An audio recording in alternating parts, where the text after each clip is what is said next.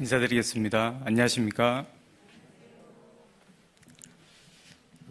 2021년도가 시작한 지 몇 주 됐는데 이제서야 이렇게 함께 모일 수 있게 됐습니다. 하나님께 진심으로 감사드립니다. 오늘 귀한 하나님의 말씀 잘 들으면 좋겠습니다. 먼저 하나님께 기도드리겠습니다. 저희를 구원해 주신 고마우신 아버지 하나님 진심으로 감사드립니다. 코로나 사정이 조금 더 완화돼서 이렇게 오늘 2021년도 한자리에 함께 모였습니다. 저희에게 2021년이라는 한 해를 소중한 기회로 주심을 진심으로 감사드립니다. 하나님께서 주신 이 소중한 한 해를 무엇을 위해서 또 어떻게 살아가야 될지 항상 교훈해 주시고 올해 한 해 무엇보다 하나님께 받은 모든 은혜를 보답할 수 있는 소중한 기회로 붙잡을 수 있게 도와주시옵소서. 또 저희 마음속에 예수님의 마음을 더욱 알게 해주시고 죄인을 더욱 사랑할 수 있는 마음과 이뤄져가는 그 죄인이 영원한 지옥에 가는 것을 불쌍히 여길 수 있는 소중한 마음 더욱 갖게 해주시옵소서. 그리고 남은 생에 아무쪼록 몇몇 영혼이라도 주님께 전도할 수 있는 삶이 되도록 도와주시옵소서. 또 개인적인 사정으로 이 말씀 앞에 모이지 못한 우리 성도님들 계시다면 하나님께서 은혜로 붙들어 주시고 다음 말씀 앞에는 함께 모일 수 있도록 저희를 사용하셔서 인도하여 주시옵소서. 또 귀한 시간 하나님의 소중한 말씀을 전하는 부족한 입술에도 은혜를 더해 주시고 듣는 우리 모든 성도님들에게 귀한 영의 양식이 될 수 있도록 도와주시옵소서. 저희를 사랑하시는 우리 주 예수 그리스도의 이름으로 기도드립니다. 아멘. 누가복음 23장을 같이 보겠습니다.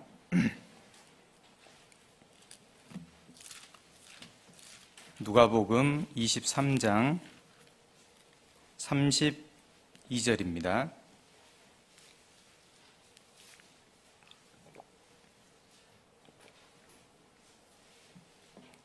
누가복음 23장 32절부터 몇 구절 제가 읽겠습니다. 누가복음 23장 32절입니다. 또 다른 두 행악자도 사형을 받게 되어 예수와 함께 끌려가니라. 해골이라 하는 곳에 이르러 거기서 예수를 십자가에 못 박고 두 행악자도 그렇게 하니 하나는 우편에 하나는 좌편에 있더라. 이에 예수께서 가라사대 아버지여 저희를 사하여 주옵소서. 자기의 하는 것을 알지 못함이니이다 하시더라. 저희가 그의 옷을 나눠 제비 뽑을세. 39절입니다. 달린 행악자 중 하나는 비방하여 가로되 네가 그리스도가 아니냐 너와 우리를 구원하라 하되 하나는 그 사람을 꾸짖어 가로되 내가 동일한 정죄를 받고서도 하나님을 두려워 아니하느냐 우리는 우리의 행한 일에 상당한 보응을 받는 것이니 이에 당연하거니와 이 사람의 행한 것은 옳지 않은 것이 없느니라 하고 가로되 예수여 당신의 나라에 임하실 때에 나를 생각하소서 하니 예수께서 이르시되 내가 진실로 내게 이르노니 오늘 내가 나와 함께 낙원에 있으리라 하시니라. 네, 오늘은 두 가지 기회라는 제목으로 하나님의 말씀을 상고해 보겠습니다. 이 세상을 살아가면서 저희들에게 많은 기회가 주어집니다. 결혼의 기회, 취업의 기회, 성공의 기회, 많은 기회들이 주어지는데 저희가 이 모든 기회들은 잘 생각해 보면 하나님의 허락하심 안에서 섭리로 주어진다라는 것을 우리 그리스도인은 믿을 수가 있습니다. 우리에게 주어지는 이 기회들이 많지만 하나님 입장에서 생각해 보면 크게 두 가지의 기회를 지금 주고 계시다라고 할 수 있습니다. 하나는 하나님께서 구원받을 수 있는 구원의 기회를 주고 계시고, 또 한 가지는 하나님께 받은 은혜를 보답할 수 있는 보답의 기회를 주고 계시는 것입니다. 구원의 기회는 죄인에게 주시는 기회이고, 보답의 기회는 구원을 받은 그리스도인에게 주시는 기회입니다. 그리고 구원의 기회를 붙잡고 구원을 받은 사람에게는 영원한 생명이 주어지고, 보답의 기회를 붙잡고 보답하는 생을 사는 사람에게는 영원한 영광이 주어집니다. 그래서 결국 하나님께서는 이 세상에서 우리에게 주시는 모든 기회들은 결국 영원한 것을 붙잡으라고 주시는 기회입니다. 이 구원의 기회와 보답의 기회에 대해서 하나님의 말씀을 좀 상고해 보겠습니다. 첫 번째 기회는 죄인에게 주시는 구원의 기회입니다. 함께 읽었던 이 누가복음 23장 본문 말씀에는 우리 사람들에게 구원의 기회를 주고 계시고, 그 구원의 기회를 붙잡고 구원을 받은 사람과 붙잡지 못하고 이뤄지는 사람이 있다는 것을 말씀해 주고 있습니다. 잘 아시는 대로 예수님이 십자가에 못 박히실 때 동일하게 사형 판결을 받고 행악자로서 예수님의 좌우편에 십자가에 같이 못이 박힌 강도들이 있습니다. 성경을 자세히 찾아봤더니 강도란 말은 없더라고요. 그래서 이 행악자라고 나옵니다. 악을 행한 심판받을 사람입니다. 그런데 얼마의 시간이 지나서 이제 두 행악자가 예수님을 함께 비방을 하다가 한 행악자, 이 한 죄인은 예수님 앞에 자신이 죄인인 것, 하나님 앞에 심판받아 지옥 갈 마땅한 죄인인 것을 깨닫고 회개하기에 이릅니다. 그리고 회개한 강도는 바로 옆에 계신 그리스도가 그때 비로소 의인이었다는 것, 그리고 그리스도라는 걸 깨닫게 돼요. 그리고 이 예수님께 구원을 요청합니다. 그리고 이 행악자는 예수님께 구원의 천국의 약속을 받습니다. 23장 39절을 한번 봐보겠습니다. 달린 행악자 중 하나는 비방하여 가로되 내가 그리스도가 아니냐 너와 우리를 구원하라 하되, 하나는 그 사람을 꾸짖어 가로되 내가 동일한 정죄를 받고서도 하나님을 두려워 아니하느냐. 하나님에 대한 두려움이 생겼습니다. 왜? 이유는 자신이 그 하나님 앞에 지금 심판받아 지옥 갈 죄인이라는 걸 깨달았기 때문에 그래요. 41절입니다. 우리는 우리의 행한 일에 상당한 보응을 받는 것이니 이에 당연하거니와. 내가 이렇게 십자가에 못 박히게 된 것은 당연한 거다. 내 삶이 죄인의 삶이었기 때문에. 그리고 죽음 넘어가면 하나님 앞에 심판을 받게 되는 것도 당연하다. 그런데 이 사람은 그때 거기서 그치지 않고 바로 옆에 계신 예수님께서 자신을 구원하실 수 있는 구원자라는 걸 알게 됩니다. 깨닫게 돼요. 하나님의 은혜였던 것 같습니다. 그리고 하나님께 구원을 요청합니다. 당신의 나라에 임하실 때 나를 생각하소서. 천국이 있다는 걸 알았어요. 그리고 예수님은 이렇게 말씀합니다. 43절입니다. 예수께서 이르시되 내가 진실로 내게 이르노니 오늘 네가 나와 함께 낙원에 있으리라. 천국을 약속받습니다. 오늘 제목을 빌어서 설명한다면 이 한 죄인은 구원의 기회를 확실하게 붙잡고 인생 마지막에 구원을 받은 사람입니다. 이걸 사자성어로 표현하자면 뭐가 있을까? 여러 가지가 생각났지만 이게 사자성어인지 모르겠습니다. 천만다행. 정말 다행입니다. 하지만 맞은편 강도는 지옥 갈 죄인인 것을 깨닫지 못하고 구원자 되신 예수님을 바로 옆에 두고 마지막 주어진 그 구원의 기회를 놓치게 됩니다. 그리고 그대로 죽음을 넘어갔고 다시는 성경에 나오지 않습니다. 이 십자가에 달린 두 죄인의 모습은 회개하고 구원의 기회를 붙잡은 사람, 그리고 자신의 죄악됨 또 심판받을 것을 깨닫지 못하고 회개의 기회를 놓친 사람의 대표입니다. 이 세상에서 가장 복된 사람은 누굴까? 이 세상에서 성공의 기회를 붙잡은 사람일까? 생이 별 볼품 없었는데 좋은 결혼의 기회를 붙잡아서 생이 풀린 사람도 많아요. 어떤 기회를 붙잡은 사람인가? 저희는 압니다. 이 구원의 기회를 붙잡은 사람이 가장 복된 사람인 것을.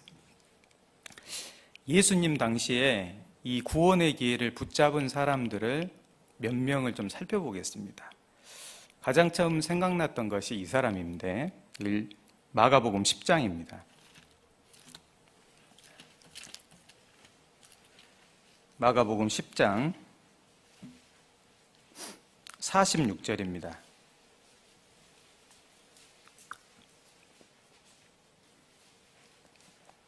마가복음 6장 10장 46절입니다.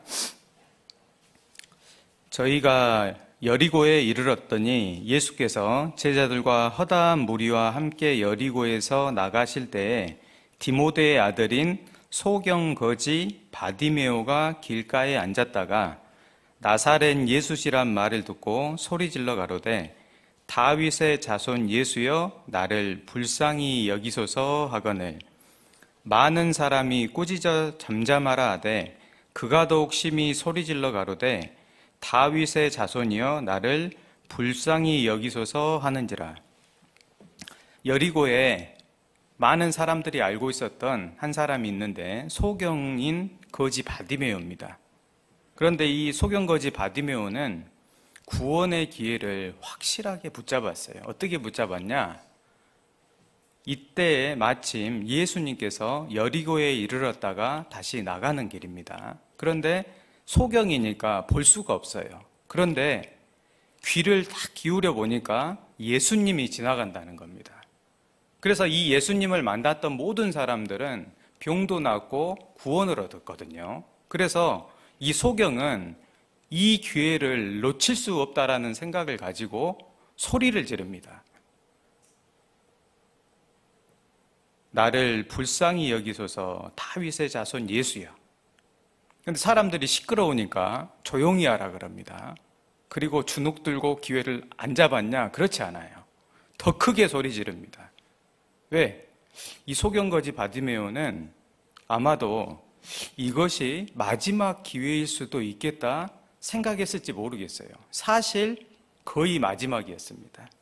이 이후에 예수님은 예루살렘으로 들어가시고 십자가에 못 박혀 죽게 됩니다.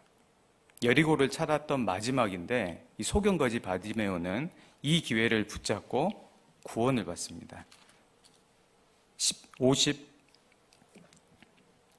52절입니다.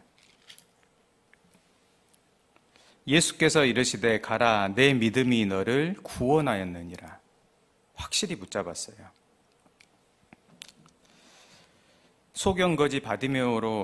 바디메오는 소경거지로 태어나서 비참한 생을 살았지만 이 구원의 기회만큼은 붙잡았어요. 복된 인생이죠.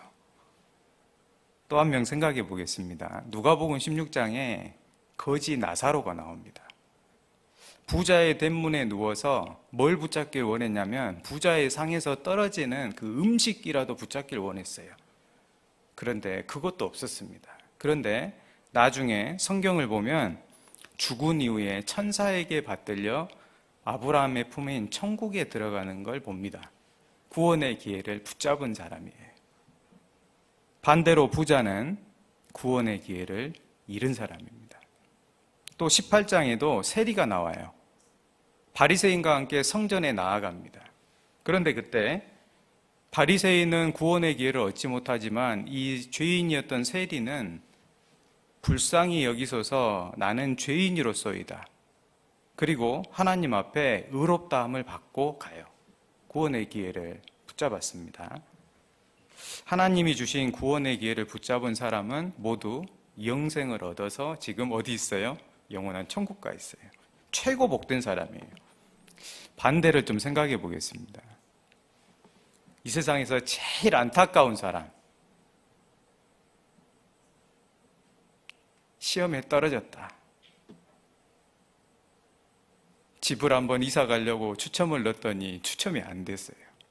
전에 한번 광주교회에서 신기한 광경을 봤습니다. 광주교회 어린이집을 못 들어갔더니 펑펑 우시더라고요.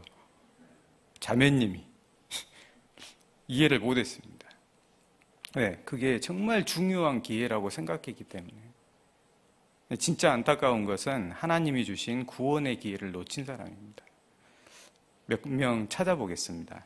마태복음 19장입니다.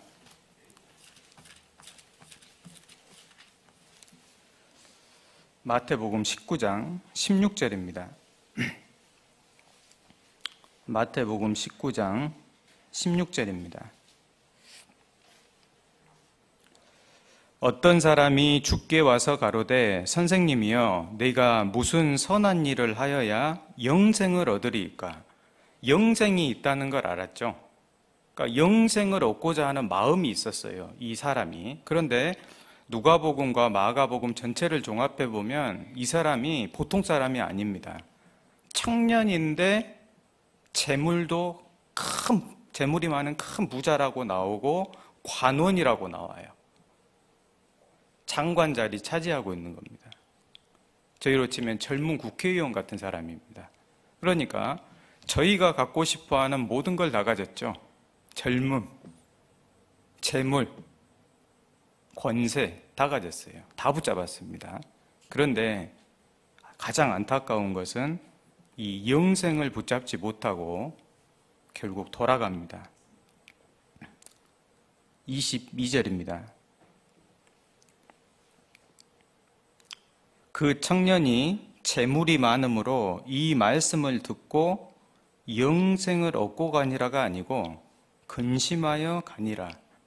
돌아갔어요. 재물에 대한 탐심이 영원한 생명을 얻게 하는데 막았어요. 결국 구원의 기회를 놓쳤습니다.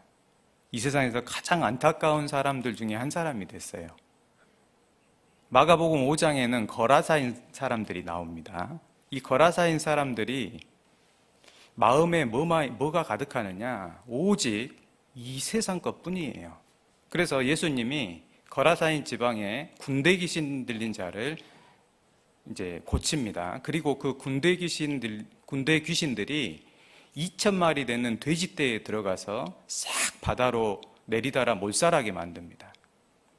그 모습은 어떤 모습이냐면 지금 돼지처럼 이 땅의 것에만 마음을 두고 평생을 살아가고 있는 그 거라사인 사람들이 나중에 마귀와 함께 영원한 지옥으로 내리달아 멸망할 것을 보여주신 거예요. 그런데 그 거라사인 사람들의 마음속에는 영원한 것에 대한 관심이 없었어요. 그리고 오직 무엇에 관심이 있었냐? 이 세상 것. 그러니까 예수님이 더 계시면 자신의 육신의 것에 더 큰 피해가 올까봐 두려워가지고 오히려 예수님을 쫓아냅니다. 회개하고 구원받을 수 있는 그 기회를 놓쳐버렸어요. 예수님 당대의 많은 바리새인과 서기관들도 결국 마찬가지입니다. 그렇게 예수님께서 마음을 책망하시는 그 말씀을 계속 들었으면서도 결국은 종교적 행습과 자기 의에 붙잡혀가지고 하나님 앞에 죄인임을 깨닫지 못하고 구원의 기회를 다 놓칩니다. 예수님과 함께 당대를 살았어도 가장 불쌍한 사람들입니다. 근데 이 사람들 공통점이 있어요. 눈치채셨어요? 구원의 기회를 놓친 사람들의 공통점. 구원의 기회를 붙잡는 것이 어려워서가 절대 아닙니다. 재물 많은 청년도, 거라사인 사람들도, 서기관과 바리새인들도 모두 다 영생을 소중히 여기는 마음이 있었지만은 그것보다 다른 것, 이 세상 것을 더 소중히 여기는 마음이 다 있었어요. 결국은 하나님이 주신 기회를 놓쳐버리게 됩니다. 그런데 저희가 구원의 기회를 놓친 사람 중에 이 한 사람은 좀 더 깊이 생각해 봐야 됩니다. 누구냐면 가룟 유다입니다.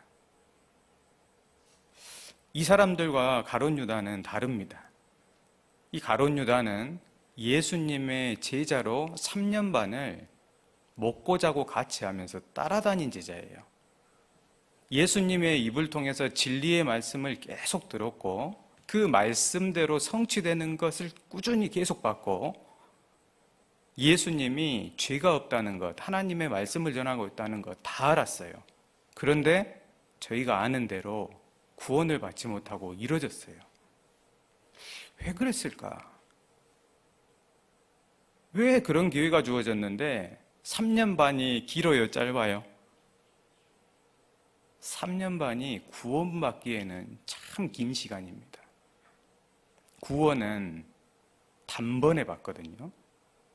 3년 반 동안 받으려고 했으면 충분히 받을 수 있었어요. 그런데 3년 반이라는 시간을 그대로 놓쳤어요. 왜 그랬을까? 원인이 뭘까? 잠깐 보면 모르겠는데 3년 반의 삶을 두고 딱 보면 한 가지는 확실해요. 이 말씀 하나 찾아보겠습니다. 요한복음 12장입니다.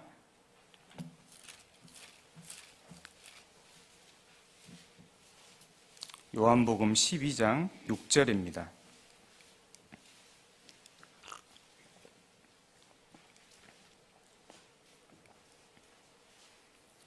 요한복음 12장 6절입니다. 가룟 유다에 대해서 말씀하시는 겁니다. 이렇게 말함은 가난한 자들을 생각함이 아니요 저는 도적이라 돈꾀를 맞고 거기 넣는 것을 훔쳐가미로라. 이 말씀은 1절에 보시면 6월절 엿새 전이라고 나오잖아요. 그러니까 3년 반이 거의 지나고 예수님을 따라다닌 지 거의 다 돼서 이제 십자가에 못 박히시던 날이 6월절이잖아요. 그래서 이때에 유다를 두고 한 말이에요. 하나님은 뭐라고 말씀하시느냐? 3년 반이 지났는데 신분이 의인이에요? 도적이에요?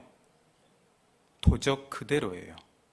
그러니까 뭐 하나 알 수 있냐면 가룟 유다는 예수님을 3년 반을 그렇게 따라다니고 모든 기적을 보고 말씀을 들었습니다. 예수님을 믿고 적극적으로 따랐어요. 생활도 같이 했어요. 그런데 근본적인 마음과 삶의 변화는 없었어요. 도적이라 3년 반이 지났어도 그대로예요. 가룟 유다는 예수님을 믿고 따르기 전과 따르기 후의 변화는 단지 전에는 예수님을 안 따라다녔고 3년 반 동안은 예수님을 따라다닌 겁니다. 그러나 마음과 삶의 근본적인 변화는 없었던 거예요. 가룟 유다를 살펴보면 300데나리온 되는 향유를 마리아가 이 12장에서 붓습니다. 그런데 이 가룟 유다는 그 300데나리온이나 되는 그 향유를 예수님께 붓는 걸 보면서 매우 못마땅해 했어요. 이해가 안 되는 거예요.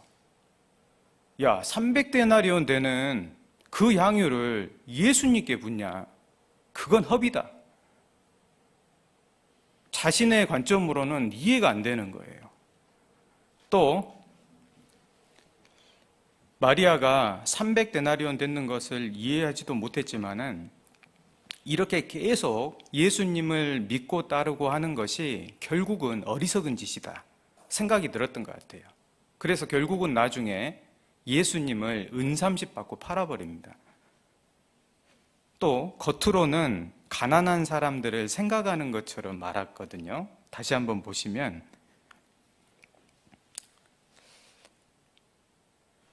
5절을 한번 보겠습니다. 이 향유를 어찌하여 300데나리온에 팔아 가난한 자들에게 주지 아니하였느냐 하니. 참 선한 사람 같죠? 선을 베푸는 사람 같은데 6절입니다. 이렇게 말함은 가난한 자들을 생각함이 아니요 저는 도적이라 그랬어요. 그러니까 겉으로는 말은 선인입니다. 의인이에요. 삶도 의인 같아요. 그런데 마음은 그대로예요. 여전히 자신의 이욕을 쫓고 있어요. 유다는 새 사람이 된 적도, 새 마음을 가져본 적도 없는 사람이에요. 결국 죄인 그대로 3년 반을 보냅니다. 근본적으로 마음과 삶이 변하지 않는 그리스도인들이 있을 수 있거든요. 교회 안에서 어렸을 때부터 말씀을 듣고 자랍니다. 그리고 확실한 말씀 속에서 성경의 예언이 성취되는 것도 확실히 봐요. 하나님 살아계신 거 잘 알고 복음도 정확하게 알아요. 그런데 시간이 가도 되지 않는 것 한 가지는 마음과 삶이 변하지 않는다는 거예요. 10년이 지나도 그대로. 왜 그랬을까? 또 이런 분들도 계시더라고요. 교회 안에 있으면서 시간이 갈수록 교제를 하다 보면 다른 형제자매님들이 간증하고 느끼고 하는 것들과 자신이 생각하고 느끼는 것들이 뭔가 차이가 있다는 겁니다. 왜 나는 저런 일로 기쁘지 않는데 저런 걸로 기뻐하고, 왜 나는 이런 일로 마음이 쓰여지지 않는데 이렇게 교회의 일에 마음을 쓰고 살지? 전도는 책임감과 의무감을 가지고 하긴 하지만 진짜 불쌍히 여겨서 진짜 지옥 간다라는 걸 알고 그 마음 때문에 하질 않아요. 혹시 이런 마음이 든다면 형제 자매들과 내가 많이 다르다, 어느 정도 다른 것이 있다라고 생각이 들다면 하나님께 간절히 기도해 보는 것이 필요합니다. 문제를 하나 내드리겠습니다. 졸아서 내는 건 아닙니다. 나무를 한 그루 심었습니다. 3년 반 동안 물을 주고 키웠어요. 잎이 나는가 봤더니 결국은 성장도 없고 열매도 없어요. 왜 그랬을까요? 뿌리가 죽었기 때문입니다. 생명력이 없어요. 생명력을 가진 씨앗은 바위도 뚫고 나와요. 구원받은 그리스도인 안에는 생명력과 같은 성령님이 들어와 계십니다. 이 성령님은 죄인의 삶을 거의 못 바꿀 만큼 능력 없는 분이 아닙니다. 집안에 손님 한 번만 와도 집안이 싹 청소되고 바뀝니다. 성령께서 마음에 오시는데 마음과 삶의 근본적인 변화가 없을 수 있느냐? 그럴 수는 없어요. 비록 삶은 잘 안 될지라도 마음과 삶의 방향은 바뀝니다. 삶이 그대로이고 마음이 그대로였던 이유 한 가지는 로마서에 나와요. 로마서 2장을 보겠습니다.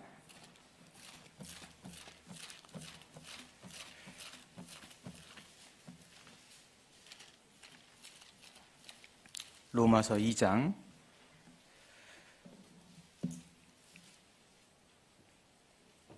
4절입니다.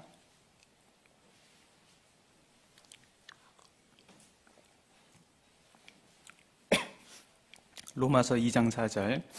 혹 내가 하나님의 인자하심이 너를 인도하여 회개케 하심을 알지 못하여 그의 인자하심과 용납하심과 길이 참으심의 풍성함을 멸시하느뇨. 다만 내 고집과 회개치 아니한 마음을 따라 진노의 날 곧 하나님의 의로우신 판단이 나타나는 그날에 임할 진노를 내게 쌓는도다. 말씀을 듣고 하나님을 믿고 복음도 압니다. 그런데 결국 구원이 이루어지지 않는 이유는 한 가지가 이 고집이라고 나와요. 그것이 고집은 무엇이냐? 회개치 않는 마음이라고 합니다. 그러니까 회개치 않는 마음을 딱 가지고 믿고는 있습니다. 그런데 근본 마음에 한 번도 하나님께 돌아선 적이 없기 때문에 하나님의 의로우신 판단이 나타나는 그날에 마음을 싹 드러내거든요. 그리고 그 하나님 앞에 본인이 돌아선 적이 없다라는 걸 알게 돼요. 마가복음 1장 15절에 저희가 잘 아는 말씀이 있습니다. 회개하고 복음을 믿으라. 사도행전 20장 21절에는 하나님께 대한 회개와 우리 주 예수 그리스도께 대한 믿음을 증거한 것이라. 그래서 회개와 믿음은 손바닥 앞뒷면처럼 붙어 다닙니다. 같은 거예요. 그래서 하나님 앞에 근본적으로 하나님께서 말씀하시는 생명 얻는 회개, 누가복음에는 죄 사함을 얻는 그 회개가 온전히 되는 사람이 성령을 받을 수 있습니다.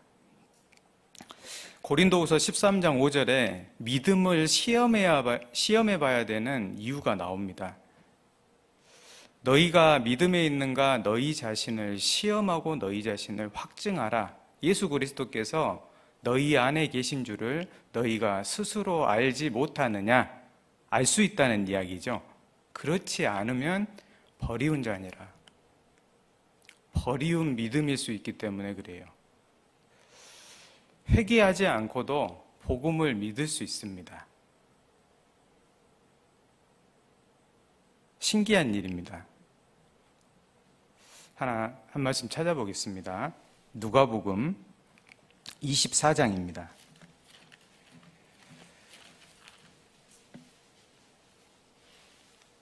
누가복음 24장 47절입니다.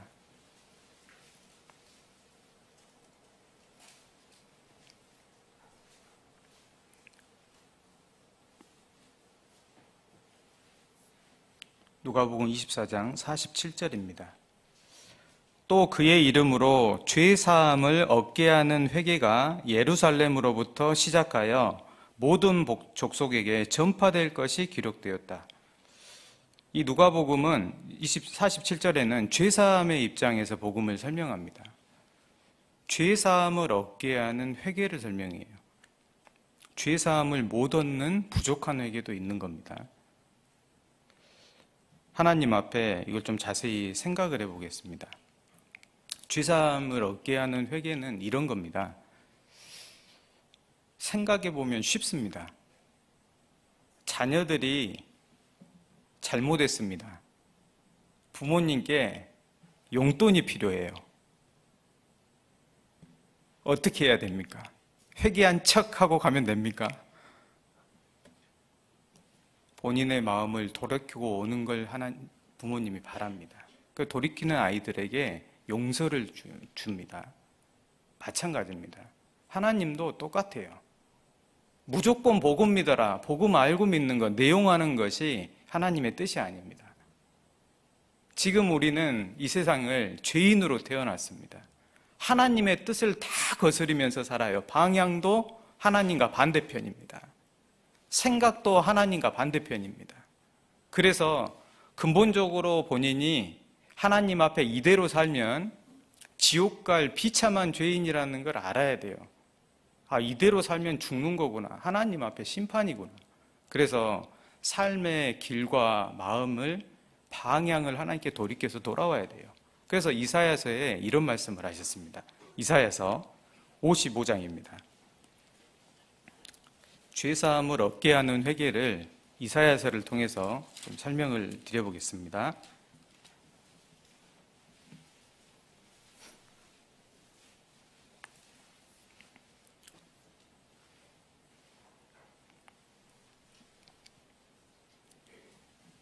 이사야서 55장 7절입니다. 6절입니다. 너희는 여호와를 만날 만한 때에 찾으라. 가까이 계실 때에 그를 부르라. 만날 수 있는 기회가 주어집니다. 구원도 하나님의 말씀을 들을 수 있는 기회가 주어질 때 받을 수 있는데 7절입니다. 악인은 먼저 악인인 걸 알아야 돼요. 하나님 앞에 죄인으로 태어나서 악을 행한 사람이라는 것, 심판받아 마땅한 사람이라는 걸 알아야 됩니다. 그래서 그 악인은 그 길을, 성경에서의 길은 인생 전체의 방향을 말하거든요. 그러니까 삶의 방향 전환이 하나님께 있어요. 마치 돌아온 탕자가 아버지께로 돌아올 때 전에 죄 지었던 삶 다 가지고 돌아와요? 그렇지 않아요. 버리고 돌아오는 겁니다. 그래서 인생길이 하나님께로 돌아오는 거예요. 그리고 불의한 자는 그 생각을 어떻게 하고요? 생각을 어떻게 버리지? 지금까지 품어왔던 생각은 죄인의 생각입니다. 오직 땅의 것, 욕심의 것, 이 땅의 죄악의 즐거움들, 그 생각의 끝이 멸망이거든요. 그래서 하나님이 주시는 영원한 것을 바라는 생각의 전환이 있어요. 그래서 인생길과 그 마음에 품었던 생각들을 버리고 하나님께 돌이켜서 오라는 겁니다. 그러면 우리 하나님께로 나아오라. 그가 널리 용서하시리라. 용서가 주어집니다. 그래서 사도행전 2장에는 이렇게 말씀합니다. 회개하여 죄사함을 얻으라. 그리하면 성령을 선물로 받으리니. 그래서 회개된 심령 속에 하나님께서 성령을 주시고 성령이 오시기 때문에 예수 그리스도의 영 성령께서 우리 마음속에서 새 마음을 창조하십니다. 그래서 전에 없었던 하나님 사랑하는 마음이 생기고 예수님께 비로소 은혜에 보답하고자 하는 마음이 생겨요. 그리고 전에 되지 않았던 이 말씀을 순종하고자 하는 마음이 생기니까 말씀 따라 사는 게 되잖아요. 성령께서 오시니까 죄를 미워하시잖아요, 하나님께서.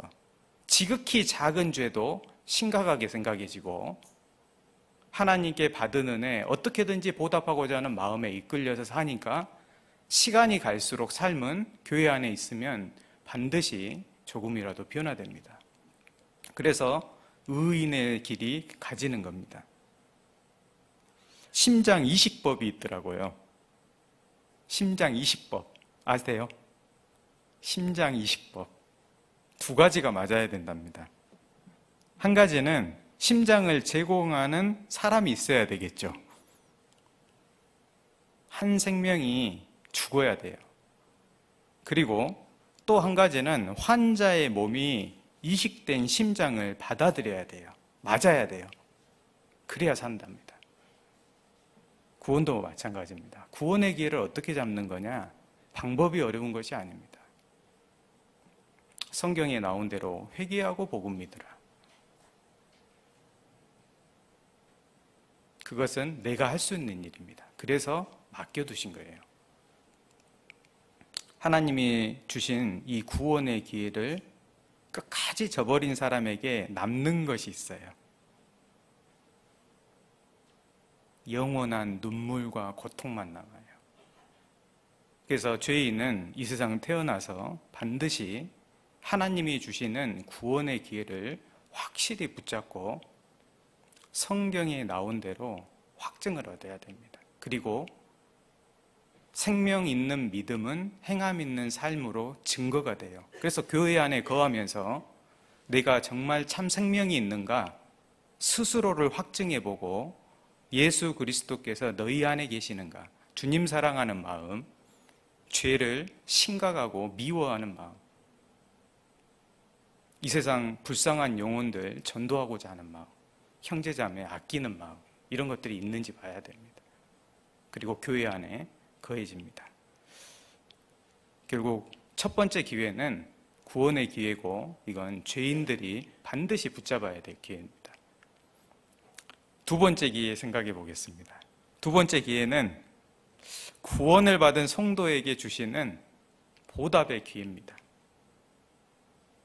여호와께서 내게 주신 모든 은혜를 무엇으로 보답할꼬?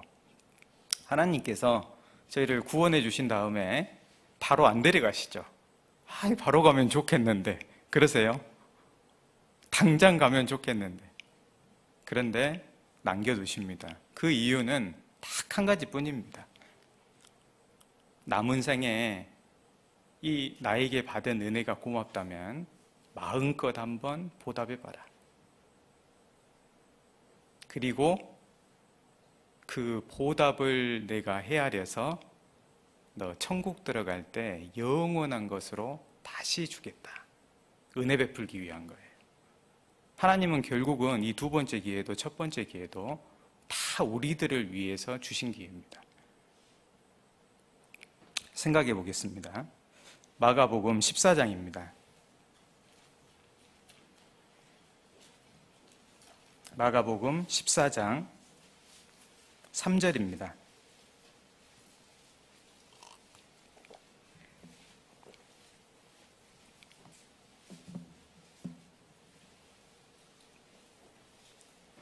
마가복음 14장 3절.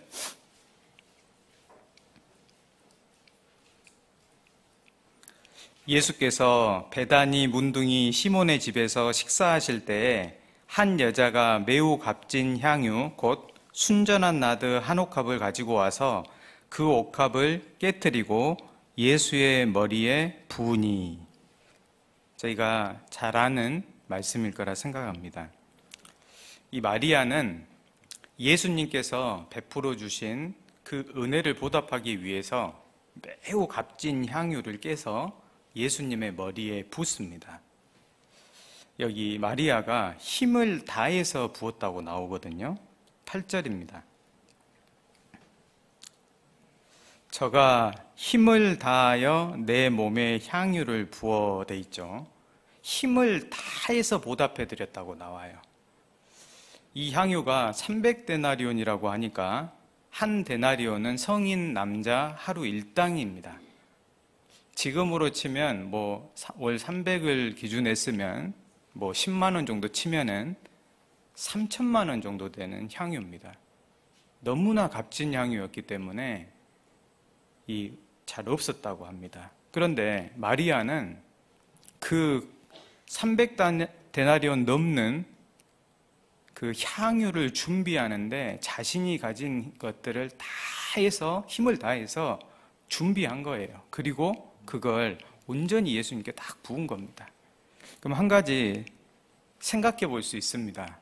도대체 이 마리아는 예수님께 어떤 은혜를 받았길래 그렇게 힘을 다해서 보답해 드리고 싶었냐? 어떤 은혜냐? 마리아가 죽은 오라비를 예수님이 살려줘서 이걸 드렸을까? 오라비를 살려줬죠? 그런데 시기가 안 맞아요. 오라비 살려줘서 고마우면 언제 부어야 돼요? 오라비를 살려줬을 때 붓겠죠, 이후에. 그런데 지금 이 시점은 예수님이 십자가에 못 박히기 이틀 전입니다. 왜 이때 부었냐? 마리아는 물론 나사로를 살려준 그 은혜도 있었지만 무엇보다 자신을 위해서 십자가에 못 박히시는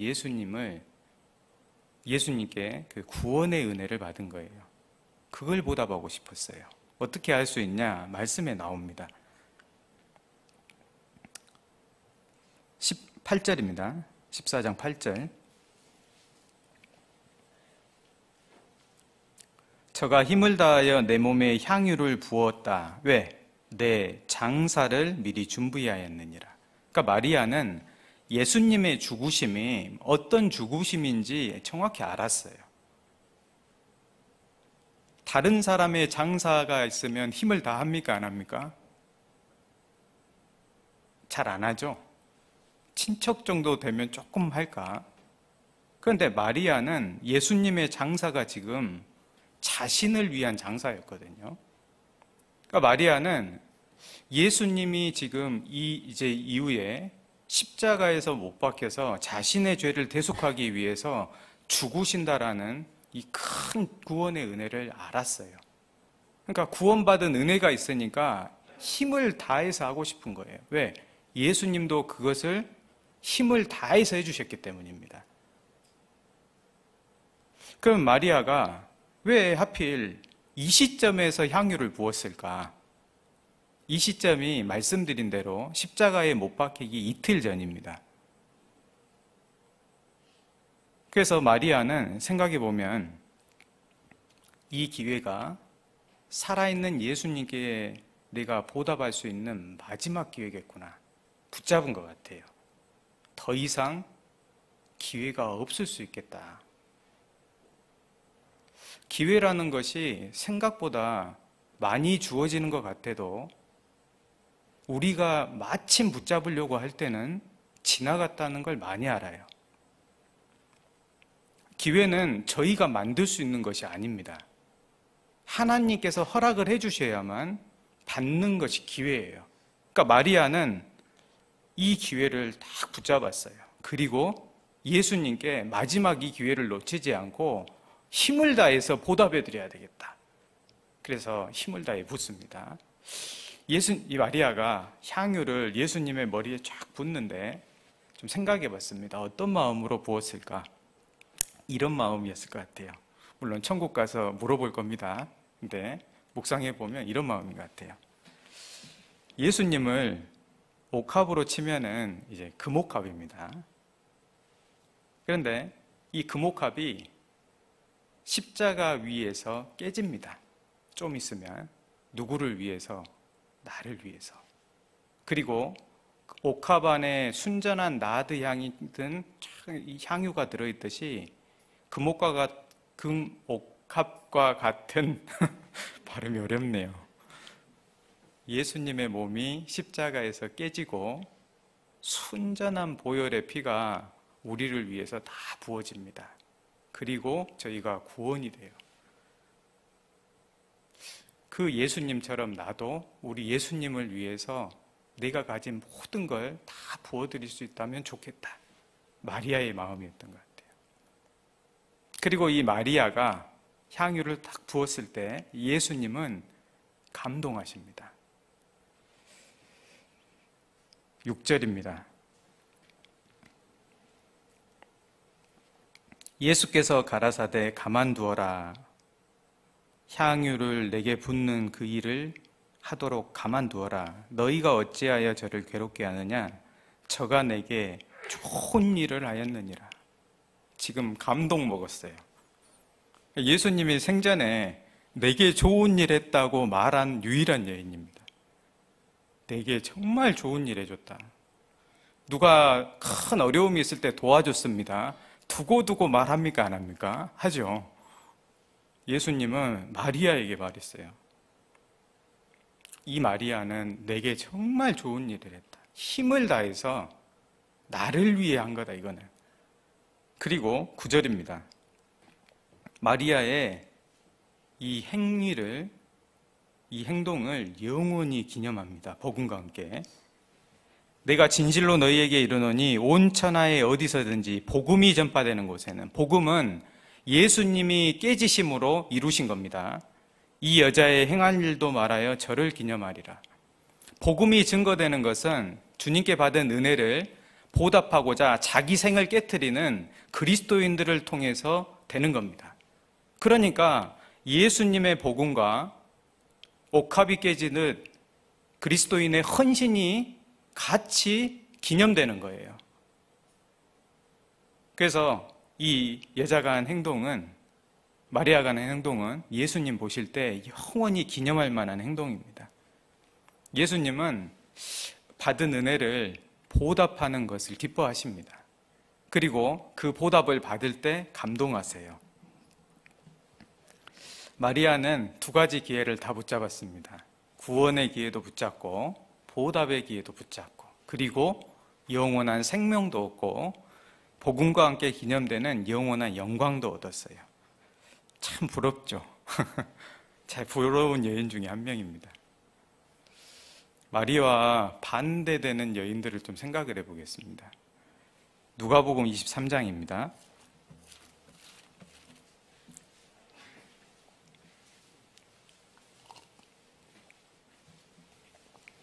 누가복음 23장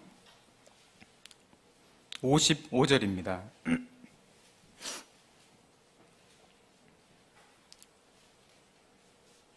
누가복음 23장 55절. 갈릴리에서 예수와 함께 온 여자들이 뒤를 쫓아 그 무덤과 그의 시체를 어떻게 둔 것을 보고 돌아가 향품과 향유를 예비하더라. 계명을 좇아 안식일에 쉬더라.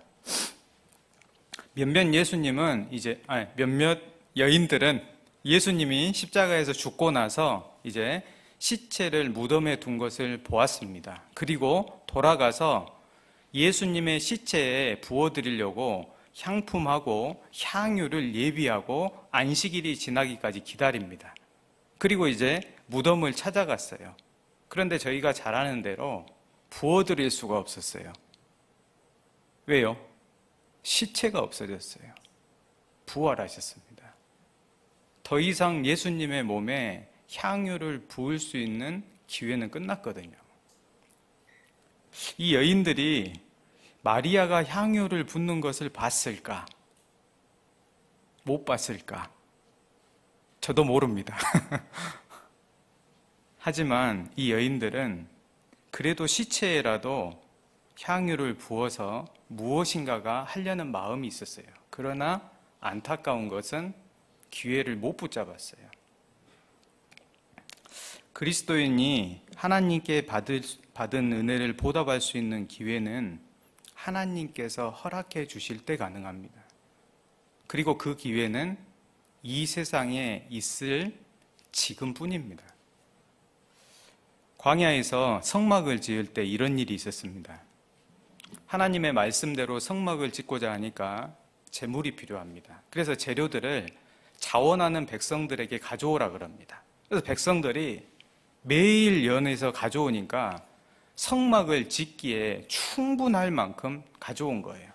그래서 일하는 사람들이 와서 이제 성막을 짓기에 이 재료가 넉넉합니다. 그리고 이제 모세는 다음날 말합니다. 이제 예물을 안 가져와도 됩니다. 그만! 어떤 사람은 생각했을 겁니다. 드릴까 말까? 가져갈까 말까? 내일 가야 되겠다. 그런데 내일 뭐라 그래요? 지금 국제화 시대니까 영어로 스톱! 됐다. 거기까지다. 너에게 허락하신 시간은 어제까지였다. 끝난 거예요. 못 드렸습니다. 십자가 옆에 죽은 강도와 저희와 차이점이 있죠. 십자가 옆에서 구원받은 강도와 저희와의 차이점. 가장 큰 차이점이 뭘까? 주님께 받은 은혜 보답할 수 있는 기회가 주어졌어요. 저희에게는. 강도는 그 하루라는 기회 또 못 받았어요. 구원만 받고 갔습니다. 소중한 보답의 기회를 놓쳐버린 사람들이 성경에 나옵니다. 구약의 대표는 롯이고 신약의 대표는 데마일 거라 생각이 들어요. 롯도 데마도 다 처음 하나님을 믿고 따랐던 사람입니다.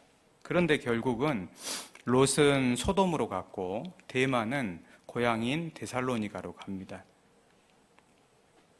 이 두 사람의 공통점, 하나님이 주신 보답의 기회를 다른 것을 붙잡는 데 사용했어요. 그러니까 정작 그 보답의 기회는 놓친 거예요. 저희도 이렇게 보면 현재도 하나님이 주신 이 은혜를 보답할 수 있는 기회를 어떤 이유에서든지 놓치고 살아가는 경우를 많이 봅니다. 허비하고 살아가요. 구체적인 이유는 뭘까? 원인 한 가지는 있습니다. 그리스도인이 하나님께 받은 은혜를 보답하는 생을 사는 것이 당연한데 그렇지 않는 이유는, 원인은 이기심 때문에 그래요. 자기를 사랑하는 마음 때문에 그래요. 그리고 그 기회를 어떤 일에 놓치고 있냐면 그 이기심을 중심으로 해서 생기는 일들 때문입니다. 너희는 값으로 사신 것이니, 소유권이 이전이 돼서 하나님을 위해서 하나님의 뜻을 따라 보답하며 살아가야 되는데 소유권 이전은 됐지만 인정은 하기 싫죠. 그러니까 그 이기심이 죽지 않기 때문에 하나님께 보답하는 것보다는 나를 위한 생을 삽니다. 그러니까 이런 일을 경영을 해요. 예레미야 45장을 보겠습니다. 예레미야 45장 5절입니다.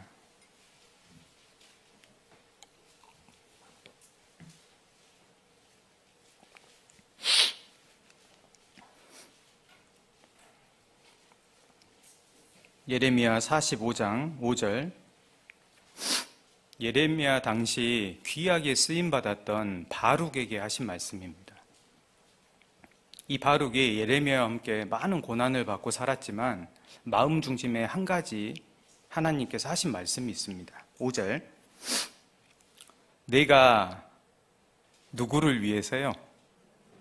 너를 위하여 대사를 경영하느냐? 그것을 경영하지 말라. 너를 위하여 큰 일을 경영하느냐? 그것을 경영하지 말라 그러셔요.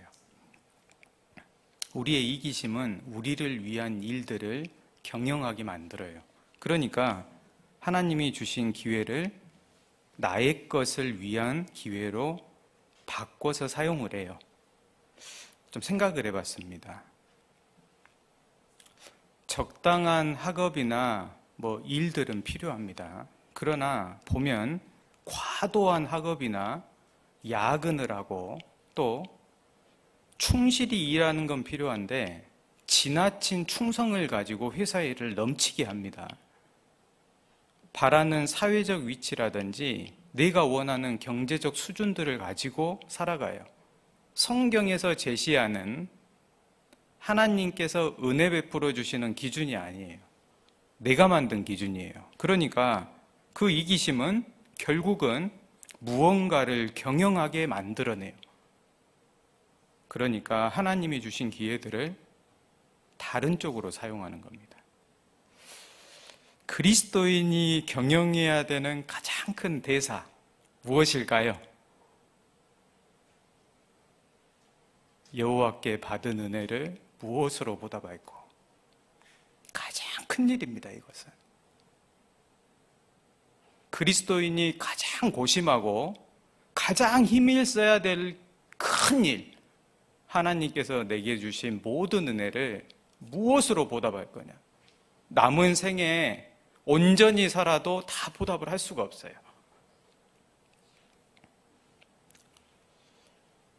야고보서에는 이 귀한 은혜를, 이 보답의 기회를 이 세상 작은 것들 얻는데 허비한다고 나와요. 마음속에서는 주를 위해서 우리가 살기도 하고 죽기도 하겠습니다. 그러나 삶은 내가 딱 1년만 저 도시에 가서 돈 벌고 와야지. 내가 딱 1년만 경제적으로 조금만 더 안정되면 아이들 좀만 더 키우고 많은 것들을 경영해요. 하나님 앞에 생각해 봐야 될 겁니다. 나의 대사는 무엇일까? 혹시 썩은 뱃띠의 교훈을 아십니까? 썩은 뱃띠의 교훈. 그건 뭐지? 이런 눈빛이 있는데 예레미야 13장을 한번 보겠습니다.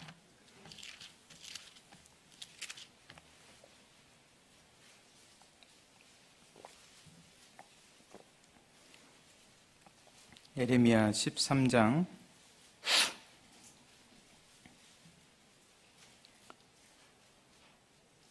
1절입니다.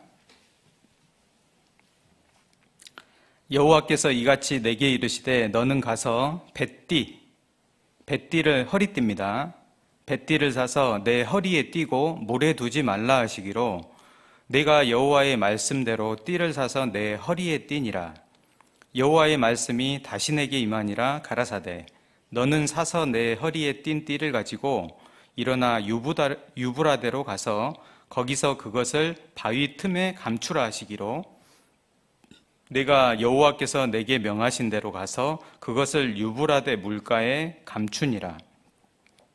여러 날 후에 여호와께서 내게 이르시되 일어나 유브라데로 가서 내가 내게 명하여 거기 감추게 한 띠를 취하라 하시기로 내가 유브라데로 가서 그 감추었던 곳을 파고 띠를 취하니 띠가 썩어서 어떻게 됐어요? 쓸데없이 되었더라. 설명드리겠습니다. 내용은 이런 겁니다. 하나님께서 예레미야에게 뱃띠를 사라 그랬습니다. 그리고 띠라 그랬어요. 그리고 다시 뱃띠를 유브라데 물가 바위 틈에 감추라 그랬습니다. 물속에 잠그라는 겁니다. 그리고 이제 여러 날 후에 다시 가서 띠를 봤더니 띠가 썩어가지고 쓸데없이 됐습니다. 무슨 교훈을 주시는 거냐? 띠는 허리에 동일 때 사용을 합니다. 하나님 앞에 우리의 마음을 어디에 써야 될까? 이 지금 이스라엘 백성들은 마음을 써야 될 것은 하나님인데 다른 것에 쓰고 있었어요. 10절을 보겠습니다. 이 악한 백성이 내 말 듣기를 거절하고 그 마음에 강팍한 대로 행하며 다른 신들을 좇아 그를 섬기며 그에게 절하니 그들이 이 띠에 쓸데없음 같이 되리라. 이 이스라엘 백성들이 마음을 어디다 썼냐면 다른 신을 좇는데 막 쓴 거예요. 그를 섬기고 절하는데 마음을 많이 쓰니까 그들이 띠에 쓸데없음 같이 된 겁니다. 저희도 이런 경우가 있습니다. 그리스도인이 하나님께 받은 은혜를 무엇으로 보답할고 여기에 마음을 쓰고 살아야 되는데 이 뱃띠가 썩은 것처럼 썩어질 일들에 많은 마음을 쓰고 쓸데없는데 지나친 마음을 쓰고 사는 거예요. 그러니까 그 마음 쓰는 모든 일들이 결국은 말씀대로 쓸데없는 일을 하고 있는 겁니다. 하나님께 아무런 유익이 없어요. 본인에게도 영원한 유익은 없어요. 하나님께 받은 은혜를 보답하는데 우리 마음을 써야 됩니다. 주께 기쁘시게 할 것이 무엇인가 시험하여 보라. 그렇다면 그리스도인이 하나님께 받은 은혜를 보답하는 생을 살기 위해서 반드시 한 가지는 정확히 알아야 됩니다. 하나님께 은혜를 보답하려면 뭘 알아야 되냐면 하나님께서 무엇을 기뻐하는지를 정확히 알아야 돼요. 은혜의 보답은 상대방 중심입니다. 제가 한 번은 집에 부모님께 찾아갈 때 전에 통닭을 여러 번 사갔습니다. 아버지께서 잘 드셨었거든요. 그런데 나중에 알았어요. 아버지께서 닭을 별로 안 좋아하신다는 거지. 생각해 보니까 저는 지금 누구 입장에서 사간 거예요? 물론 아버지께서 잘 드신다고 생각을 했던 것 같아요. 그냥 몇 개 드시니까. 근데 제 입장에서 생각을 하고 사갔습니다. 은혜를 보답하려면 하나님의 은혜를 보답하려면 정말 하나님이 기뻐하시는 일이 무엇인지를 알아야 그 일을 할 때 보답이 되는 겁니다. 생각해 보니까 크게 세 가지로 정리할 수 있겠더라고요.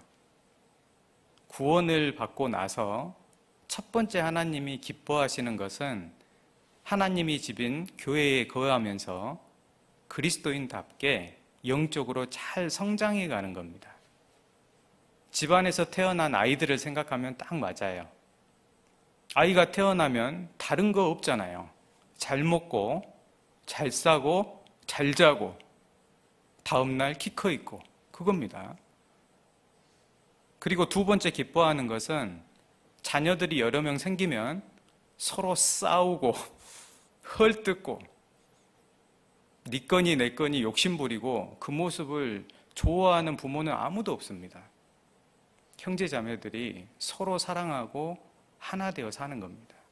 아껴주고 귀하게 여겨주고 또 한 생명 태어나면 기쁘게 맞아주고 서로 수고하고 희생하고 그거 기뻐하십니다. 그리고 남은 한 가지는 성도들이 교회 안에서 하나 돼서 잃어진 영혼들을 전도하는 일입니다. 그 일을 위해서 하나님이 지금 이 세상을 경영하고 계시거든요. 그래서 하나님께서는 구원받은 그리스도인들이 하나님께 받은 은혜를 보답하고자 할 때 그 그리스도인들을 통해서 이 세상 죄인들에게 구원의 기회를 주고 계십니다. 그러니까 하나님도 은혜를 보답하고자 하는 귀한 그리스도인들이 필요해요. 그 그리스도인들이 없이는 죄인들에게 구원의 기회를 만들어줄 수가 없어요. 반드시 중간 도구인 그리스도인이 필요해요. 하나님께는. 누가 쓰임받고 그 일을 누가 하는 거냐?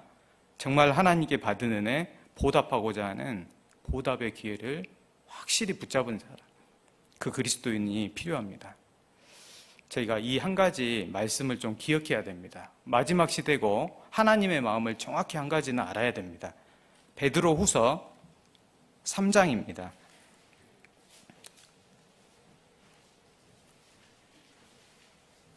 (8절입니다) 베드로 후서 3장 8절.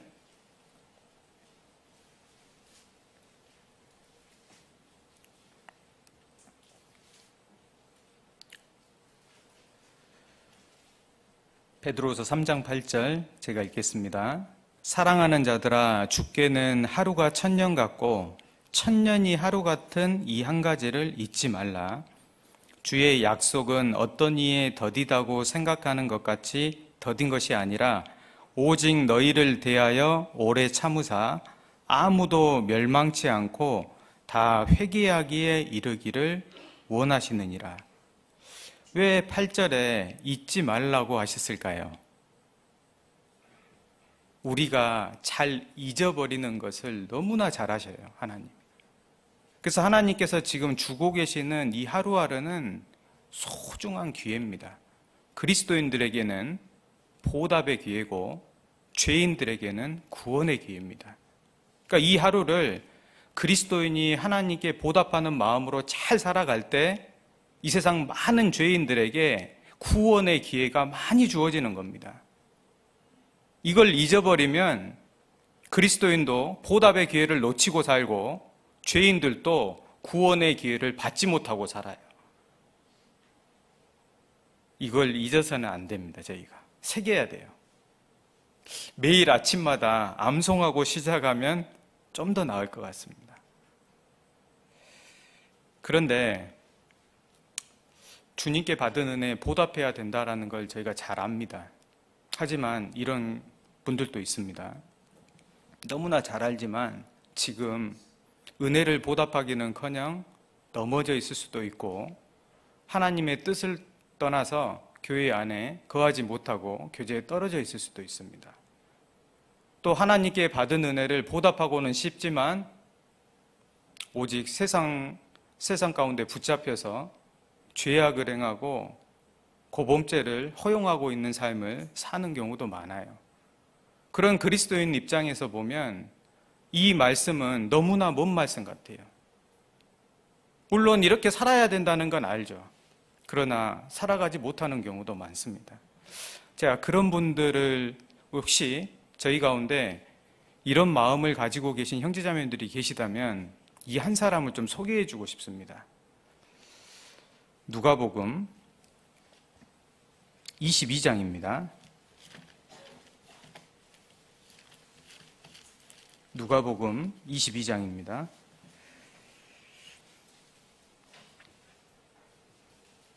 54절입니다.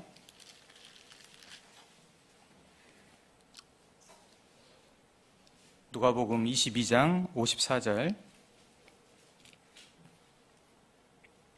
잘하는 사람이 한 명 나옵니다.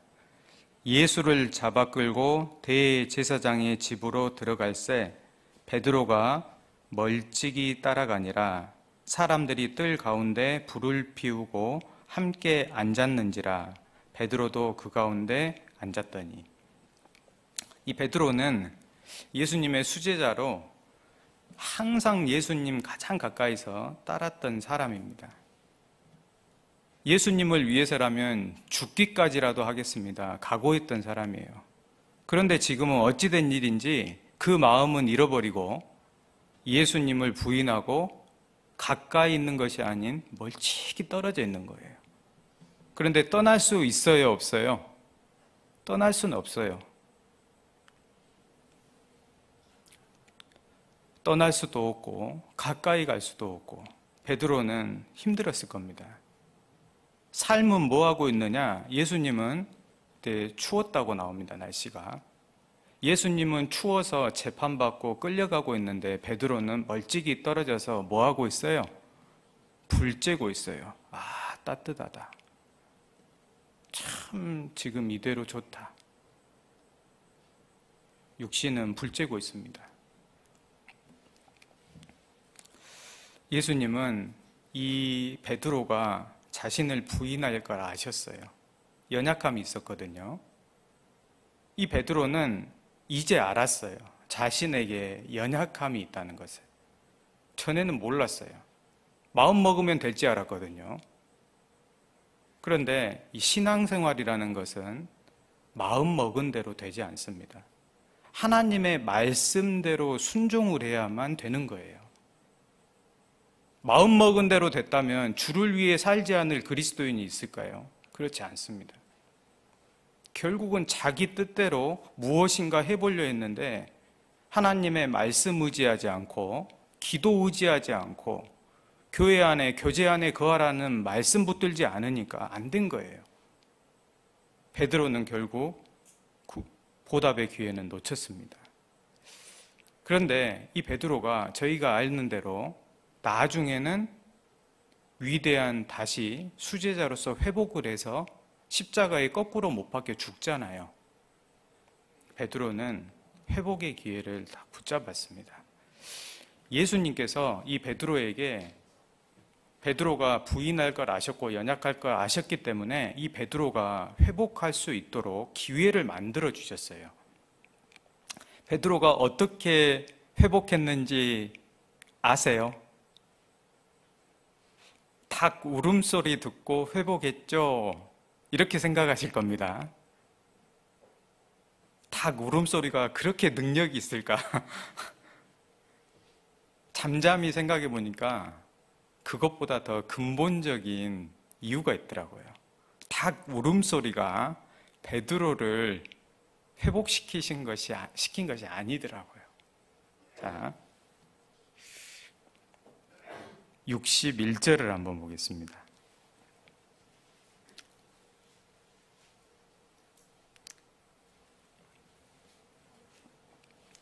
누가복음 22장 61절. 베드로에게 회복의 기회를 이렇게 만들어 주셨습니다. 주께서 돌이켜 베드로를 보시니. 지금 예수님은 어떤 상황에서 베드로를 보시고 베드로와 눈이 마주치셨냐? 십자가를 지고 가시면서 베드로를 보셨어요. 그러니까 베드로는 지금 어떤 예수님을 봤냐? 자신을 위해서 십자가를 지시고 피 흘리시고 가시는 예수님을 본 거예요. 그러니까 베드로가 그 전까지는 닭이 울었습니다. 60절. 베드로가 가로되 이 사람아 나는 너 하는 말을 알지 못하노라. 베드로가 부인했습니다. 예수님을 방금 전까지. 그런데 방금 말할 때에 닭이 곧 울더라. 닭도 울었어요. 그런데 그 닭 울음소리 듣고 일깨워진 것이 아니에요. 61절. 주께서 돌이켜 베드로를 보시니까 베드로는 예수님과 눈이 마주쳤어요. 내가 3년 반 동안 따라다녔던 예수님, 그리고 지금 나를 위해 십자가를 지고 가시는 예수님, 그리고 베드로가 주의 말씀이 생각이 났어요. 그것 때문에. 누구와 눈이 딱 마주치죠. 그 사람이 했던 말이 생각이 나죠. 곧 오늘 닭 울기 전에 내가 3번 나를 부인하리라 하심이 생각났어요. 계기는 십자가를 지신 예수님을 다시 바라봤어요. 그리고 62절입니다. 밖에 나가서 심히 통곡하니라. 통곡할 만하죠. 나를 위해서 그렇게 죽어가시는데 이렇게 멀찍이 떨어져서 불 쬐고 있으니까 자신이 원망스러웠어요. 그런데 베드로는 이 통곡에서 끝나지 않고 회복까지 왔어요. 붙잡았어요. 그래, 다시 돌아가자. 돌아온 겁니다. 넘어져 있는 그리스도인들에게 하나님께서는 회복의 기회를 어떻게 해서든지 만들어주고 계십니다. 그 회복의 기회를 붙잡은 그리스도인들이 있어요. 저희가 잘 아는 야곱이 있습니다. 이 야곱이 베델이라는 하나님의 약속하신 장소로 가다가 세겜에 머무릅니다. 하나님의 뜻이 아니었어요. 그런데 세겜에서 잠깐 머무른 것이 아니고 집을 짓고 우리까지 짓고 사는 거예요. 그러다가 딸 디나가 세겜 사람에게 강간을 당하게 되고 그로 인해서 할례를 받기 위해서 세겜 남자들을 싹 죽여버립니다. 엄청나게 충격적인 일이 벌어져요. 그런데 야곱은 그 엄청난 일이 벌어지긴 했지만은 오히려 그 일을 회복의 기회로 딱 붙잡아요. 그리고 어떻게 하느냐? 지금까지 섬겨왔던 모든 우상들을 싹 모아서 상수리 나무 아래 딱 묻습니다.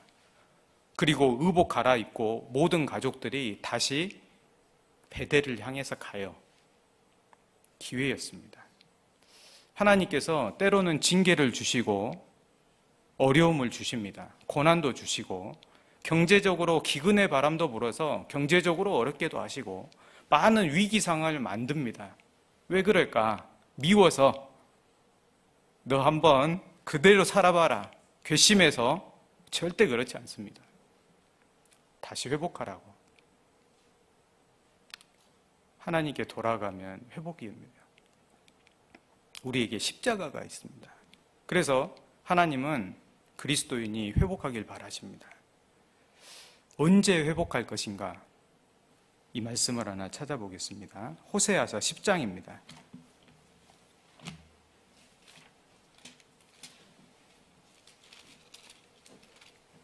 호세아서 10장 12절입니다.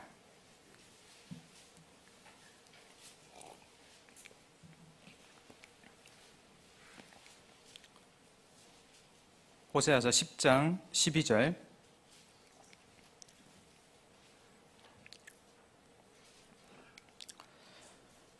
너희가 자기를 위하여 의를 심고 긍휼을 거두라. 지금이 곧 여호와를 찾을 때니 너희 묵은 땅을 기경하라. 마침내 여호와께서 임하사 의를 비처럼 너희에게 내리시리라. 호세아를 통해서 이렇게 말씀합니다. 지금이 곧 여호와를 찾을 때다. 하나님을 잃어버렸습니다. 보답의 기회를 놓쳐버렸어요. 다시 찾아야 되는데 언제 찾을까? 그래, 내년이 오면, 다음에 내가 조금만 상황이 바뀌면. 그런데 하나님은 말씀합니다. 지금이 여호와를 찾을 때다. 언제요? 지금.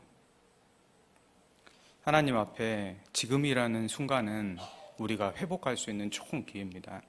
어떻게 회복하는지 답을 한 가지 말씀해 주셨어요. 묵은 땅 기경하라. 성경에 땅이 마음을 의미하는 경우가 많습니다. 세상 것에 죄악에 묵어진 마음을 다시 씨를 심고 밭을 갈도록 기경하라는 겁니다. 다윗을 한번 생각해 보겠습니다. 다윗이 간음죄를 짓고 살인죄를 짓고 결국은 하나님께 받은 은혜 보답하는 삶이 멈춰버립니다. 거의 1년간. 나중에 밧세바로 간음죄로 태어난 아이가 죽을 때까지, 태어날 때까지 하나님과 교제한 내용이 없어요. 그런데 나단 선지자에게 책망을 받습니다. 근데 다윗이 이때 뭘 하느냐? 저희가 잘 아는 대로 시편 51편 말씀처럼 묵은 땅 같은 그 마음을, 죄악을 허용했던 그 마음을 기경을 해요. 내가 죄악 중에 출생하였으며 죄인이 헷갈립니다. 저는 긴장하고 있습니다. 예, 감사합니다. 죄 중에 나를 잉태하였나이다. 그리고 하나님께 기도합니다. 이 다윗이 진짜 원했던 것은 정말 주님께 받은 은혜 보답하는 거였어요. 구원받은 은혜 다시 구원의 즐거움 회복하고 싶었고 자원하는 심령으로 다시 주님을 위해서 살고 싶었어요. 근데 안 되는 거예요. 그때 나단 선지자의 말씀의 책망을 통해서 돌이킵니다. 그리고 붙잡아요. 그리고 자원하는 심령 주사 나를 붙들어 주십시오. 그리하면 내가 주의 도를 이 사람들에게 가르치겠습니다. 죄인들에게. 정말 전도하면서 다시 살고 싶었어요. 그리스도인답게. 다윗은 마음을 회복했어요. 하나님은 보답의 기회를 붙잡고자 하면은 반드시 도와주십니다. 한 가지 알아야 되는 것은 회복은 하나님께 달린 것이 아닌 우리 스스로에게 달렸다는 걸 알아야 됩니다. 하나님은 우리에게 자유의지를 주셨고 회복하고자 하는 의지를 갖도록 주셨습니다. 반드시. 그런데 내가 해야 되는 그 결정을 하나님께 미루고 회복하고자 하는 마음은 있다고 하지만 결단을 안 내리는 거예요. 스스로 결정하면 반드시 됩니다. 하나님께서 우리에게 자유의지를 주신 이유 한 가지는 스스로 회복할 수 있기 때문에 선택하라고. 그래서 하나님께서 지금 우리에게 회복하라 그러십니다. 반드시 회복해야 되는 중요한 이유 한 가지가 있습니다. 보라, 지금은 은혜 받을 만한 때요. 보라, 지금은 구원의 날이로다. 저희가 회복해서 죄인들에게 구원받을 수 있는 기회를 만들어야 되거든요. 누가 만들 거냐? 하나님께서 우리에게 맡겨주신 역할이 있습니다. 반드시 회복해서 성공해야 됩니다. 다른 일은 못하더라도 주님께 받은 은혜는 보답하고자 하는 생을 다시 시작해야 돼요. 혹시 넘어져 있다면. 누가 기회를 붙잡냐면 이번이 마지막 기회라고 생각하는 사람은 반드시 붙잡습니다. 제가 한 번에 사건이 있었습니다. 부모님을 전도할 때 누나와 함께 전도를 했는데 수양회를 몇 년째 모시고 갔습니다. 그런데 아버지께서 말씀 듣고 하더라도 말씀을 잘 듣지 못하고 내려간다 하시는 거예요. 그래서 제 마음속에서는 야, 이번에도 안 됐다. 내년에 해야 되겠다, 다시. 근데 그때 누나는 달랐습니다. 누나가 펑펑 우는 거예요.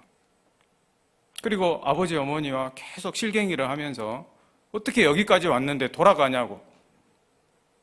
나중에 알았습니다. 누나의 마음속에는 이런 마음이 있었습니다. 내가 또 이번 기회 놓치면은 1년 기다려야 되는데 어떻게 또 기다릴 거냐? 하나님, 이번 기회 어떻게 놓칩니까? 그리고 다시 누나의 권유로 아버지가 말씀을 듣고 그 다음날 상담하고 구원을 받았습니다. 기회를 정말 놓치기 싫었습니다. 그리고 하나님은 그 마음 보시고 은혜 베풀어 주셨어요. 저희가 기회를 붙잡기 위해서 결단을 해야 됩니다. 제가 마지막으로 저희가 잘 아는 한 사람을 소개해드리고 마칠까 합니다. 사사기 16장입니다.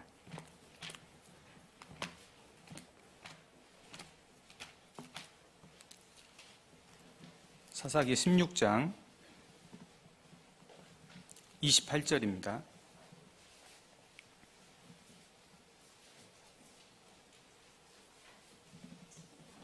사사기 16장 28절입니다.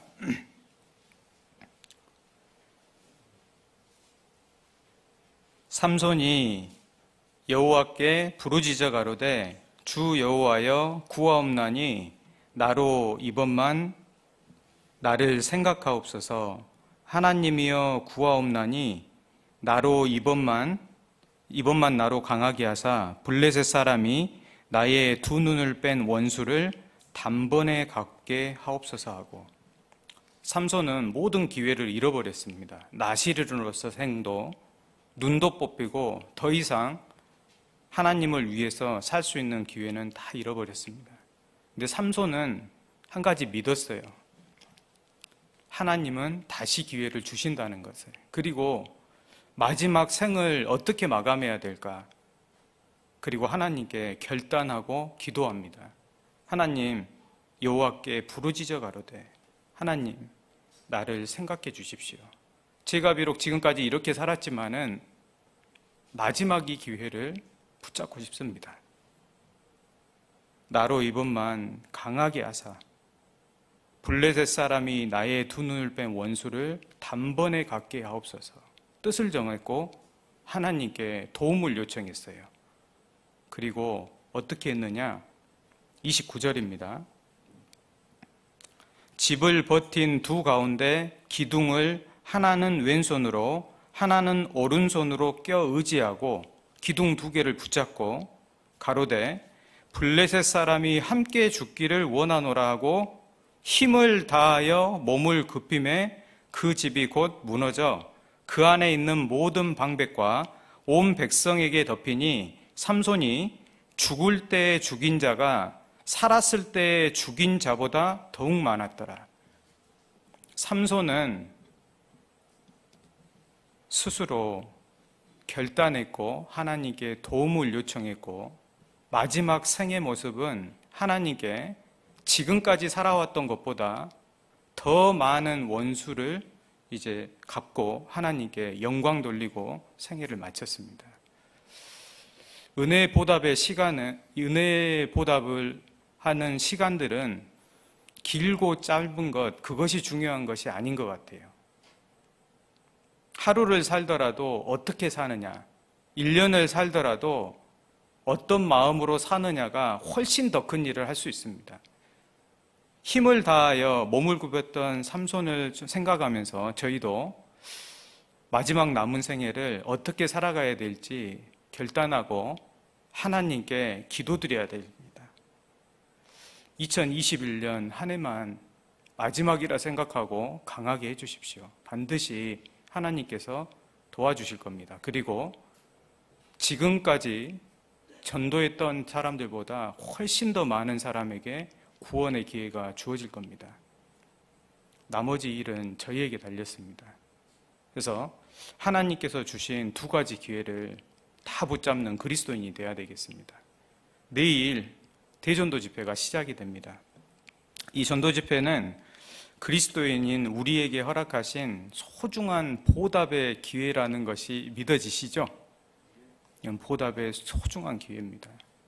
코로나를 어찌해서든지 현재 상황에서 거리두기하고 현재 집회를 할 수 있도록 허락해 주셨어요. 누군가는 이 일을 위해서 기도하고 있기 때문일 거라 생각이 듭니다. 저희 모두가 같은 마음으로 하나님께 받은 은혜 보답하는 마음으로 이 세상 불쌍한 영혼들에게 구원의 기회를 많이 만들어줄 수 있도록 힘을 다해야 되겠습니다. 한 주간 집회를 위해서 마음과 시간을 함께 해주시면 고맙겠습니다. 기도하겠습니다. 저희에게 구원의 기회를 주시고 은혜를 보답할 수 있는 기회를 주신 아버지 하나님 감사드립니다. 지금까지의 생애가 어찌 되었든 남은 생애는 확실한 구원에 이르지 못한 분이 있다면 이번 기회를 붙잡고 확실히 구원에 이를 수 있도록 은혜 베풀어 주시옵소서. 또 구원을 받았지만 아직 그리스도인으로서 주님께 받은 은혜 보답하는 생을 한 번도 제대로 살아본 적이 없더라도 남은 2021년 한 해만큼은 주님께 받은 은혜를 보답하고 많은 영혼들에게 구원의 기회를 만드는 그리스도인으로 살아가도록 도와주시옵소서. 마음에 은혜와 믿음을 더욱 더해 주시고 저희 모두가 하나 되어 하나님께 많이 은혜 보답하고 설 수 있기를 원합니다. 내일부터 대전도 집회가 올해 처음으로 열립니다. 말씀 전하시는 담임 목사님께 하나님의 소중한 말씀 전할 수 있는 큰 능력 더해 주시고 전도하는 우리 형제자매님들 마음속에 믿음과 사랑 더하셔서 전도하는 그 일에 최선을 다할 수 있도록 인도해 주시옵소서. 그리고 한 마음 한 뜻이 되어 하나님께 영광 돌리고 구원받는 사람들이 태어나는 것을 보고 기뻐할 수 있는 집회가 되게 도와주시옵소서. 주 예수님 이름으로 기도드립니다. 아멘.